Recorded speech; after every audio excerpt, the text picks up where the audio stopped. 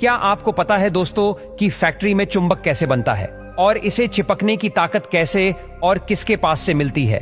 और तो और दुनिया का सबसे शक्तिशाली चुंबक कैसा दिखता है और वो कहां लगा है, आइए जानते हैं। दोस्तों, फैक्ट्री में मैग्नेट बनाने की प्रोसेस के 5 स्टेप्स होते हैं, जिसमें पहला स्टेप है सैंड मोल्ड्स मेकिंग, जिसके लिए सबसे पहले जिस आकार का मैग्नेट चाहिए होता है, कास्टिंग प्रोसेस की मदद से उसी आकार की डाई बनाई जाती है। फिर उस डाई को मोल्ड मेकिंग मशीन में फिट करके उसके आसपास रेत भरी जाती है, जिसके बाद जो एक्स्ट्रा मिट्टी होती है उसे हटा दिया जाता है। फिर हाइड्रोलिक प्रेस से उस सांचे पर काफी दबाव डाला जाता है, जितना ज्यादा कि मिट्टी पत्थर जितनी मजबूत हो जाती है। यह प्रेशर करीब 10,000 से 15,000 PSI जितना होता है। इस प्रोसेस के पूरा होते ही मिट्टी का मजबूत मोल्ड बनकर तैयार हो जाता है, जिसके बीच में उसी आकार का छेद होता है जितने आकार में हमने डाई रखी थी।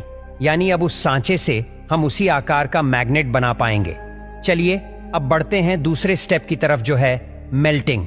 ढांचा बनने के बाद इनमें भरने के लिए चुंबक का घोल तैयार किया जाता है। इसे बनाने के लिए जिस सामग्री की जरूरत होती है वह है तांबा, कोबाल्ट, सल्फर, टाइटेनियम और आयरन। इन सभी धातुओं को एक भट्टी में डालकर करीब 1600 डिग्री सेल्सियस तक गर्म किया जाता है, जिससे यह सभी पिघलकर लावा फॉर्म में आ जाते हैं। फिर दूर से खड़े रहकर ही एक मजबूत सरिये से या फिर ऑटोमेटिक प्रोसेस से इस लावा के घोल को मिलाया जाता है। यह लिक्विड इतना खतरनाक होता है कि इसका एक छींटा भी आपकी त्वचा में छेद कर सकता है। इसीलिए इसे मिलाने वाले खास तरह के कपड़े पहनते हैं और इससे दूर रहकर ही काम करते हैं। तीसरा स्टेप है कूलिंग एंड मोल्डिंग। तो जब यह गर्मागर्म गर्म घोल बनकर तैयार हो जाता है तो इन्हें बड़ी ही सावधानी से मिट्टी के उन सांचों में डाला जाता है जो पहले से तैयार किए गए थे, जिसके बाद इन्हें ठंडा होने के लिए छोड़ दिया जाता है। अब 16,000 डिग्री से रूम टेम्परेचर के आसपास आने में इसे कई घंटे लगते हैं। इस दौरान यह घोल धीरे धीरे ठंडा होते हुए फिर एक बार कड़क धातु का रूप ले लेता है और आखिर में जब यह काफी मजबूत हो जाते हैं तो वर्कर हथौड़ी से उन मिट्टी के ऊपर हथौड़ी से वार करते हैं और जिस मिट्टी का सांचा टूट जाता है और अंदर से जमा हुआ धातु का टुकड़ा बाहर निकलता है।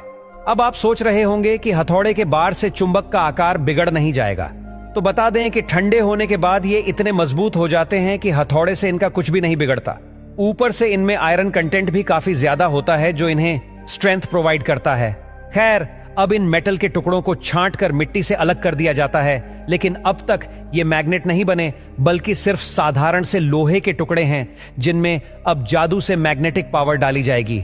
चौथी प्रोसेस है मैग्नेटाइजेशन।